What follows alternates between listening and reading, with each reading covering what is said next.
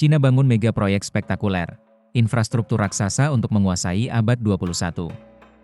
Cina mulai konstruksi terowongan bawah laut terpanjang di dunia, Qingdao, Penglai. Pemerintah Cina resmi memulai pembangunan terowongan bawah laut yang akan menjadi yang terpanjang di dunia, menghubungkan kota Qingdao dan Penglai di Provinsi Shandong.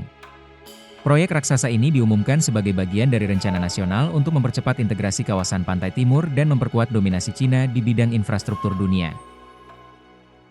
Dengan panjang mencapai 135 km, terowongan ini akan melintasi dasar Laut Bohai, menyalip rekor sebelumnya yang dipegang oleh terowongan Channel antara Inggris dan Prancis, serta terowongan Seikan di Jepang. Ketika rampung, terowongan Qingdao, Penglai akan menjadi ikon baru kemajuan teknik sipil dan simbol kekuatan ekonomi Tiongkok. Proyek ini dirancang untuk kereta berkecepatan tinggi, jalur mobil listrik otonom, serta pipa energi dan kabel komunikasi, menjadikannya salah satu proyek multifungsi paling kompleks yang pernah dikerjakan di bawah laut.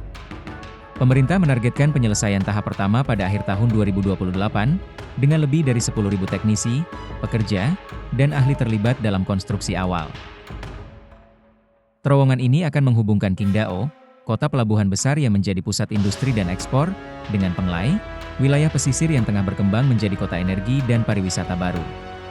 Sebelumnya, perjalanan darat antara dua kota ini memakan waktu lebih dari 5 jam karena jalur memutar dan lalu lintas padat. Dengan kehadiran terowongan, waktu tempuh akan dipangkas menjadi hanya 40 menit. Pemerintah daerah menyebut proyek ini sebagai koridor emas baru yang akan membuka potensi pertumbuhan ekonomi, mempercepat logistik, dan menghubungkan rantai pasok dari industri berat hingga produk ekspor teknologi tinggi. Konstruksi terowongan dilakukan dengan teknologi pengeboran bawah laut terbaru, yang mampu menembus lapisan batuan keras dan mengelola tekanan air laut dalam. Terowongan ini akan dibangun dengan struktur ganda, satu jalur untuk kereta cepat dan satu jalur untuk kendaraan otomatis.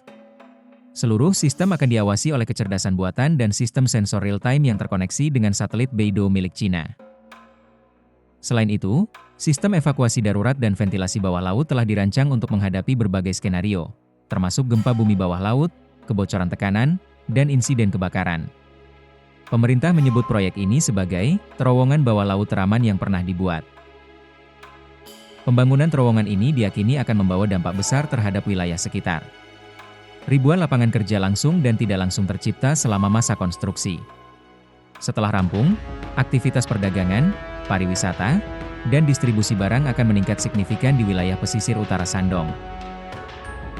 Proyek ini juga diyakini akan menaikkan nilai properti di kawasan sekitar pintu masuk dan keluar terowongan, mendorong urbanisasi baru, dan memperluas akses masyarakat terhadap jaringan transportasi cerdas. Di tengah ketegangan internasional dan upaya decoupling ekonomi oleh beberapa negara barat, proyek infrastruktur berskala raksasa seperti ini menunjukkan bahwa Cina tetap melangkah maju dengan visinya sendiri. Bagi Beijing, ini bukan hanya tentang konektivitas dalam negeri, tetapi juga tentang memperkuat kemandirian strategis dan memperlihatkan keunggulan teknologinya kepada dunia.